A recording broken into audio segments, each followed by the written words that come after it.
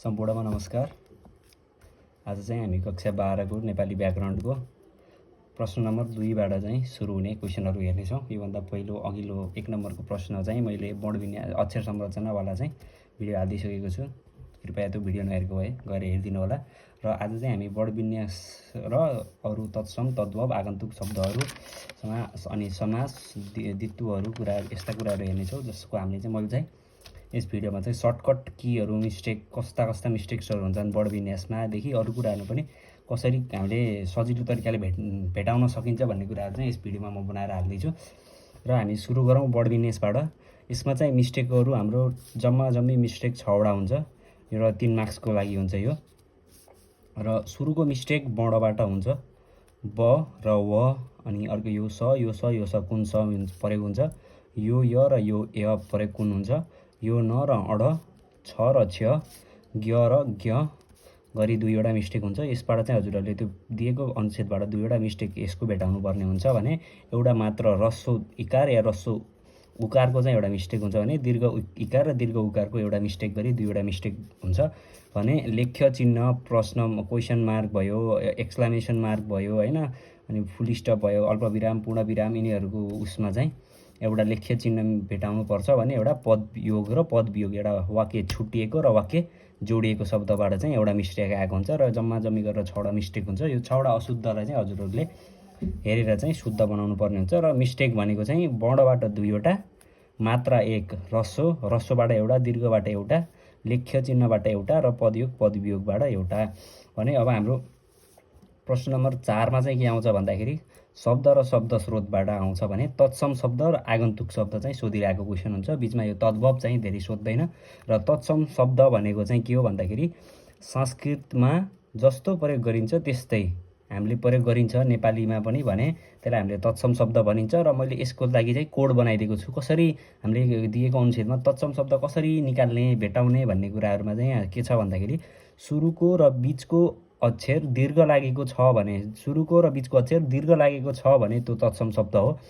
यो मोटो स, पिडचिरे स र क्ष, त्र, ज्ञ प्रयोग भएका शब्दहरु सबै तत्सम शब्द हुन् भने यो गोरुसुङ्गे यौं प्रयोग भएका शब्दहरु पनि तत्सम शब्द हुन् भने व उच्चारण गरेर ब लेखिन्छ भने उच्चारण गर्दा हामीले उच्चारण गर्दा ब भनेर उच्चारण गरिन्छ, तर लेख्दा व लेखिन्छ भने त्यो शब्दहरु पनि हाम्रा तत्सम शब्द हुन्। जस्तै उदाहरण विवाह, हामीले यतिकै भन्दा त विवाह ब प्रयोग गरिन्छ उच्चारण गर्दा, तर लेख्दा व लेखिन्छ। यस्ता वातावरण हो खासमा, तर हामीले भन्दाखेरि बा भनिन्छ र लेख्दा वा हुन्छ। यस्ता शब्दहरु पनि तत्सम शब्द हुन्। जस्तै व्यापार व्या हामीले ब प्रयोग गरिन्छ तर यहाँ व लेखिन्छ भने यसरी चाहिँ हामीले तत्सम शब्द भेटाउन सकिन्छ। र नर्मली एक्जामको अनुच्छेदमा चाहिँ यही भित्रबाट चाहिँ आएका हुन्छन्, हामीले दुईटा निकाल्नु पर्ने हुन्छ भने आगन्तुक शब्द भनेको चाहिँ नेपालीमा मौलिक स्रोत संस्कृत बाहेक अन्य भाषाबाट आएका शब्दहरूलाई आगन्तुक शब्द भनिन्छ।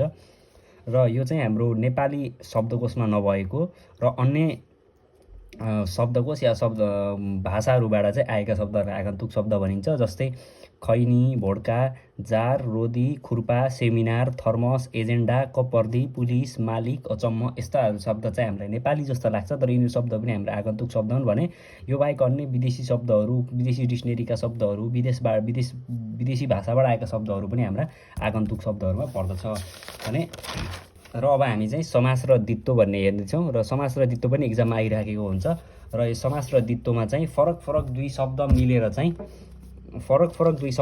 चाहिँ समासको शब्द बन्छ भने जस्तै समासमा पनि कस्तो हुन्छ भन्दाखेरि एउटा नाम र नाम मिलेर पनि एउटा समास बनिरहेको हुन्छ। जस्तै भानिज प्लस दाई, भानिज भन्नु पनि नाम र दाई भनेको पनि नाम, यो दुईटा नाम मिल्दा चाहिँ हाम्रो भान्दाई भन्छ। यो भनेको हाम्रो समास हो भने अर्को स्वास्नी प्लस मान्छे, स्वास्नी मान्छे पनि हाम्रो स्वास्नी भनेको नि नाम हो र मान्छे भनेको नाम हो, नाम मिलेर हाम्रो समास बनेको हुन्छ भने अर्को छ विशेषण र नाम, विशेषण र नाम मिल्दा पनि हाम्रो समास बनिरहेको हुन्छ। जस्तै ठुलो र दाई, ठुलो भनेको विशेषण भयो भने दाई भनेको नाम हो र यो ठुलो र दाई मिल्दा पनि हाम्रो समास बनिरहेको हुन्छ। सानी नानी भन्नु र सान्नानी, सानी भनेको विशेषण भयो नि, नानी भनेको नाम हो, सान्नानी भयो, त्यो पनि समास हो भने विशेषण र विशेषण मिल्दा पनि हाम्रो समास बनिरहेको हुन्छ।